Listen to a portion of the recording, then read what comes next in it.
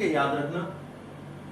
Storm is a pulse signal, ये एक pulse signal होता है टू इंडिकेट द टाइम, किसको इंडिकेट करने के लिए, टाइम को, eight which data is being transmitted.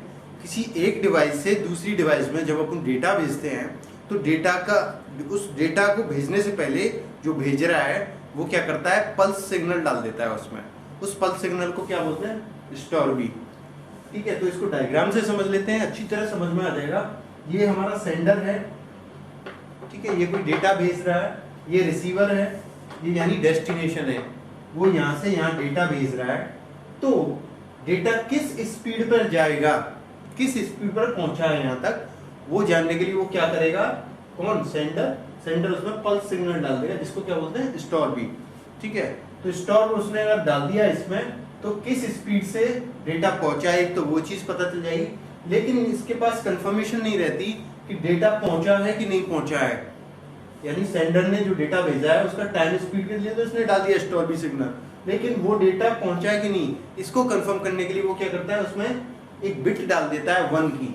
ठीक है, 0 और 1 ये कंफर्मेशन बिट होती है डेटा कम्युनिकेशन में। यानी इसने 1 भेजी, यहाँ पे इसने रिसीव कर ली 1, तो ये 0 भेजेगा इसको, तो इसको कंफर्म हो जाएगा कि डेटा पहुंच चुका है। तो एस फॉर स्टॉर्मी सिग्नल यानी पल्स सिग्नल, 1 की बिट डाल के इसने डेटा को भेजा, तो डेटा यहाँ पे पहुंच गया। ठीक है, तो अब आपको पता चल गया स्टॉर्मी क्या है। इससे क्वेश्चन पूछ लेता है, which pulse signal is used to indicate time at which data is being transmitted in data communication। Option दे देगा आपको, stormy, hand shaking, parity bit, 0 1 whatever। तो अब उनको स्टॉर्मी उसमें करना है। इसी से संबंधित एक और टॉपिक है जिसका नाम है हैंड शेकिंग। चलिए हैंड शेकिंग को और समझ लेते हैं। तो दोस्तों अब हम पढ़ने वाले हैं हैंड शेकिंग। हैंड शेकिंग में क्या होता है, वही फंडा है जो स्टॉर्मी में था, लेकिन स्टॉर्मी मेथड में जो डिसएडवांटेजेस हैं उसको ये पूरा करता है हैंड शेकिंग मेथड। इसमें क्या होता है, वो ये फर्स्ट डिवाइस है, ये सेकंड डिवाइस है, ये सेंडर है, ये रिसीवर है। ठीक है,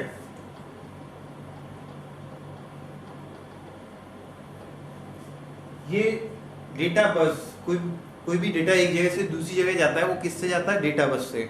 ठीक है, तो डेटा बस जा रही है, सेंडर भेज रहा है उसको रिसीवर के पास, तो ये क्या करेगा, सेंडर उसमें 1 डाल देगा। कौन सी बिट डाल देगा, 1।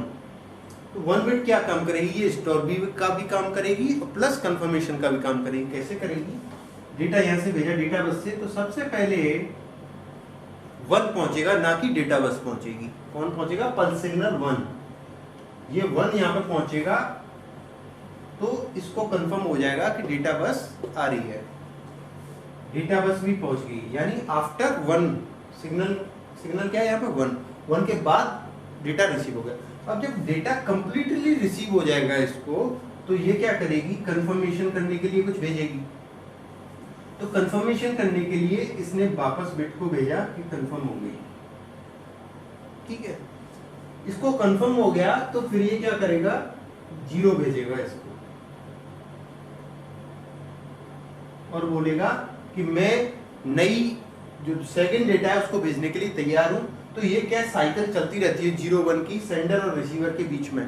क्यों चलती है, क्योंकि ये आपस में एग्रीमेंट करते हैं कि हम डेटा कम्युनिकेशन दोस्ती के साथ करेंगे। यानी हैंडशेकिंग मेथड का फंडा क्या है, दोनों डिवाइस कम्युनिकेट करती हैं एक दूसरे के साथ और एग्रीमेंट करती हैं कि मुझे क्या भेजना है, तुझे वो लेना पड़ेगा, और जो मैं भेजूंगा वो, यानी एक दूसरे के साथ उनको सेटलमेंट करना है, कम्युनिकेशन करना है, एग्रीमेंट करना है प्रोटोकॉल्स का कि तेरे प्रोटोकॉल मैं यूज़ करूंगा, मेरे प्रोटोकॉल तुम्हें यूज़ करने पड़ेंगे। तो इस डेटा ट्रांसफर जो हो रहा है, डेटा कम्युनिकेट हो रहा है 2 डिवाइसों के बीच में, और एक बिट भी भेज रहे हैं 1, और बिट रिसीव हो जाएगा, इसके बाद डेटा रिसीव होगा डेटा बस का, फिर ये कंफर्मेशन भेजेगा, फिर वो 0 भेजेगा, फिर ये 1 से वापस सेकंड डेटा भेजेगा।